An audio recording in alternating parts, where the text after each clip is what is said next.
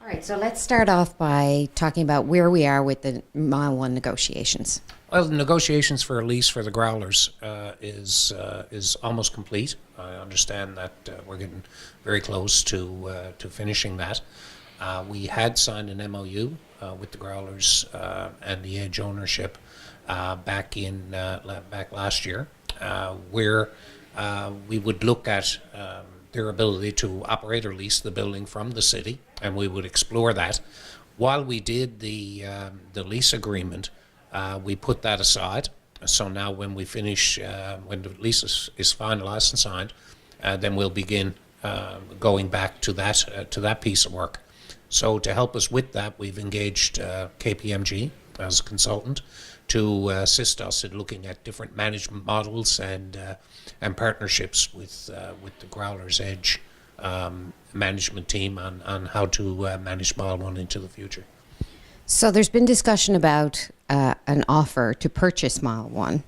Would the city entertain selling the Mile 1 Centre? Well, we've had an overture from the ownership group of the Edge and the Growlers that they'd be interested in looking at purchasing Mile 1.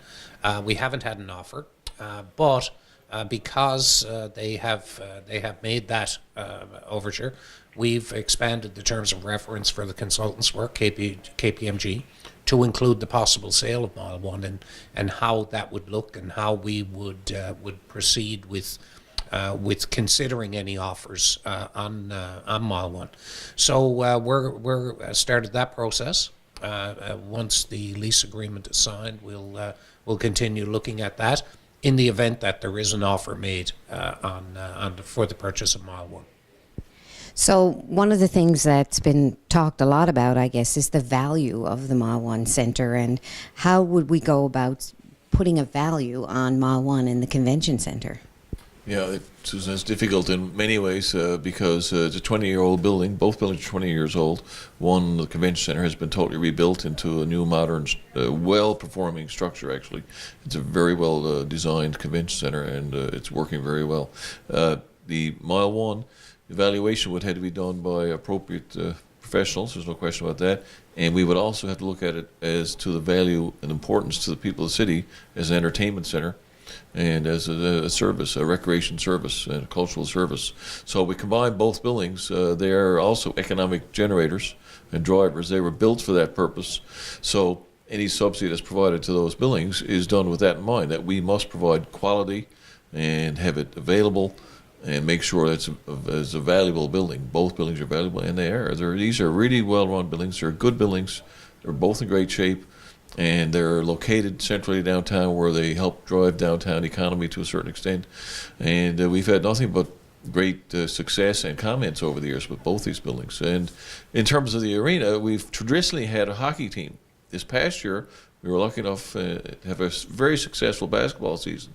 Now this year, we are stepping into new territory with both teams. We also have a very active schedule of other activities, starting with the tenors and figure skating and a bunch of concerts, and we have a very busy winter. So we had to evaluate that, and that helps us look at where these buildings are going and what the value will be to the city and the people of the city. Well, you know, it's a significant piece of economic infrastructure for the city, and it's also in great condition. The building has been very well maintained over the years. Our staff do a tremendous job in keeping the building up. They've been working extremely hard, preparing for opening night on Friday the 12th of October, when the Growlers make their debut.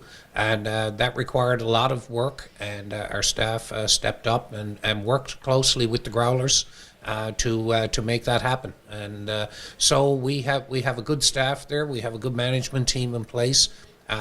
We have those 60 nights now of entertainment that are set in the schedule. We've been busy with other different types of acts.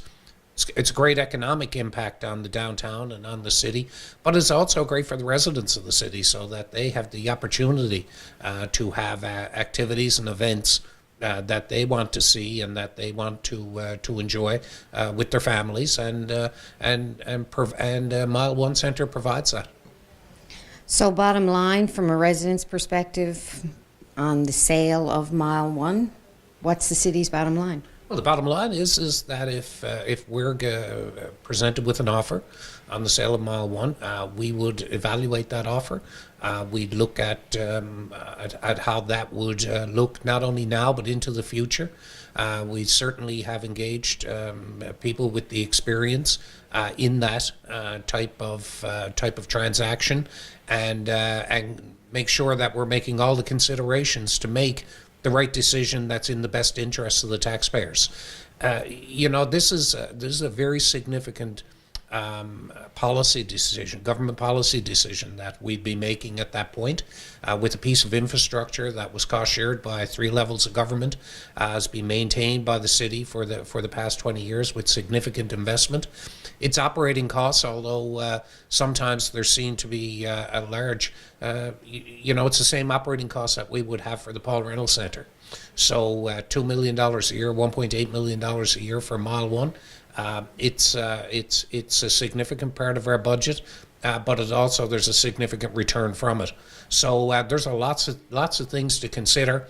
I certainly don't believe it will be done in haste. I think we would take our time, look at the offer, and perhaps go to an RFP even, so that if there was other parties that may be interested in the purchase.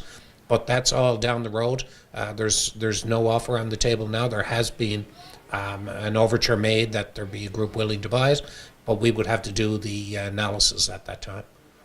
And the board, the St. John Sports and Entertainment Board, it's the convention center as well, so what's the consideration there?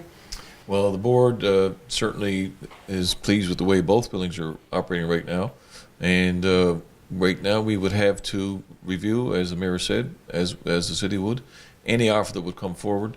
So to me, there's a lot of time required for us to do this. This is unprecedented. In the history of the city, there's never been a facility such as this sold off to the private sector.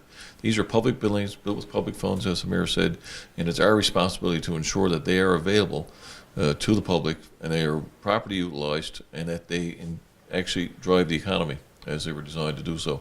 So the board understands its responsibility in operating those buildings, and we have unbelievable staff that are very experienced and doing a fabulous job, and we have to make sure we work with them and protect them as well to ensure that both buildings are run as well as possible. If there's another way of doing things, if somebody can show us that there's a better model, and that may be selling the building to a private sector, if the private sector feels they can make these things work better and make money for themselves, then let me see that. The board will want to see that, and we want to see where that sits and how that would work for the city.